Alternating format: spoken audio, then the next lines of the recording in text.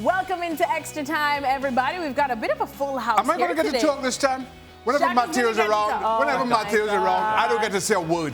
And you're not going to get much of a chance now because all of these questions are for Matteo. That's a good point. No. You see what I mean? Look at those big brown eyes. Next time Matteo shows up, next time Matteo shows up, I'm leaving. This is the millennial crew. Okay, Shaka's we got can have a brown little eyes. rivalry then. Shaka, you've got brown eyes as well. Age before beauty. Age before beauty. So we'll try and pitch Shaka. Oh no, the first question is not even for Shaka. Oh, this is the millennial crew. So we're gonna start right here. We're keeping things fresh, I'll right? give you a show. First day back. Second day back. The Gooner wants to know: will Matteo get bullied again today? Well, there's the answer. Thought about going to HR.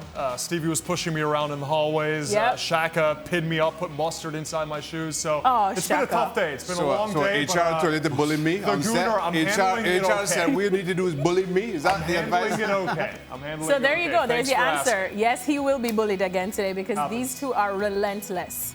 Who, me? Excuse me. You know? What are you talking about? Matteo, I'm just trying to stick up for you. I need it. I'm just trying to stick up for Matteo. You've been away for 6 weeks. You've been back 2 days and you'd given it large already. I'm a very easygoing You taught me well. Oh, well, fair enough. There you go. See, that's how you bring him back. Just bring back some old lessons. You know, old people love that. Not that you're old, Stevie. I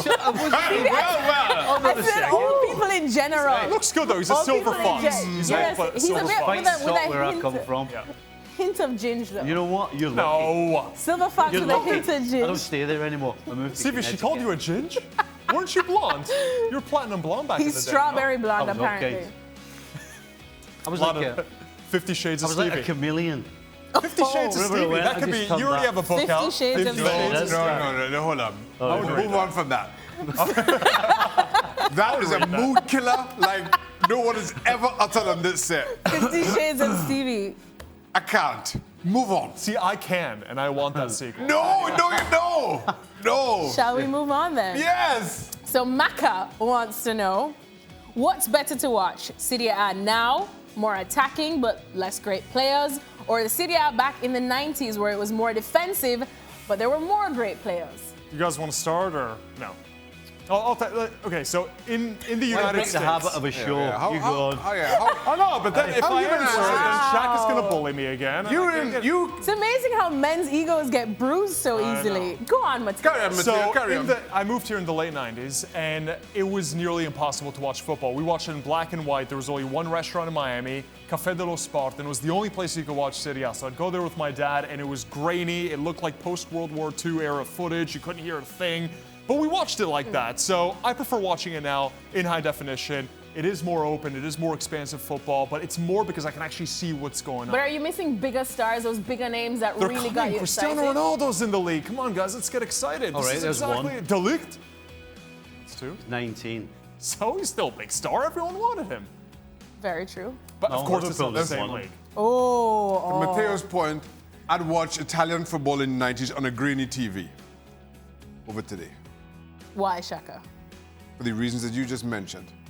Italian football, you liked it more? Through the 90s, was the pinnacle of club football. Did you guys ever of world football?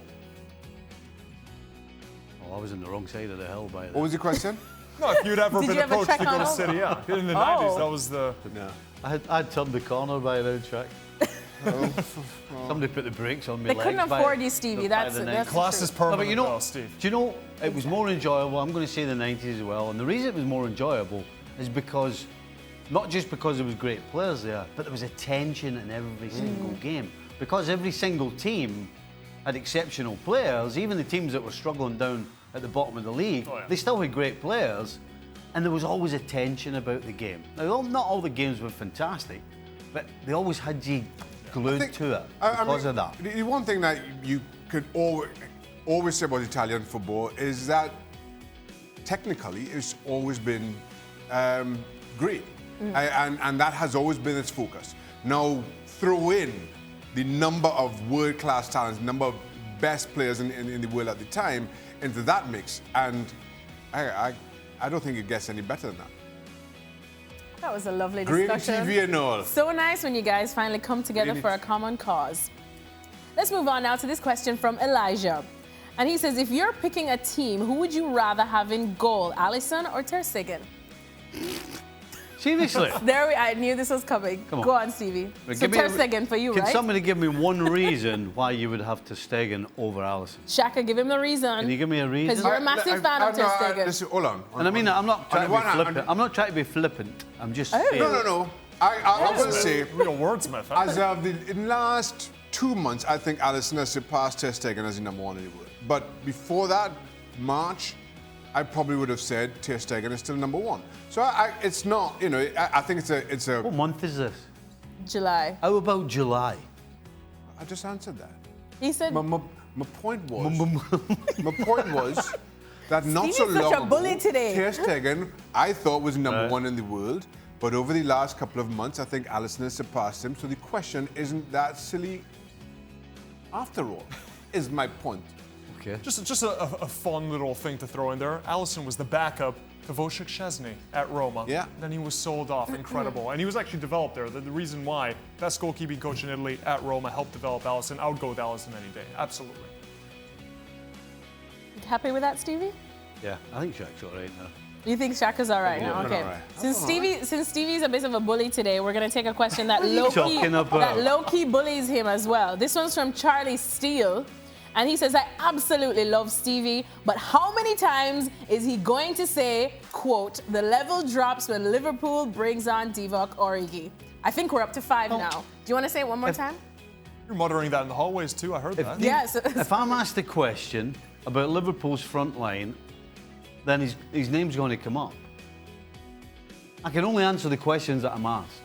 So whenever I'm asked about what happens to the front three, or are you worried about the front three, then I'm always going to answer that, because that's actually the answer.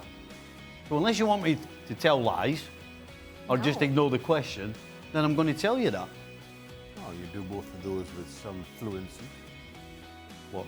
Lie and avoid the question. There's one thing I'm not, is a liar.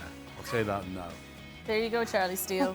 Stevie Nicol. I may not always be correct, but I don't lie. For more, sign up now for ESPN Plus.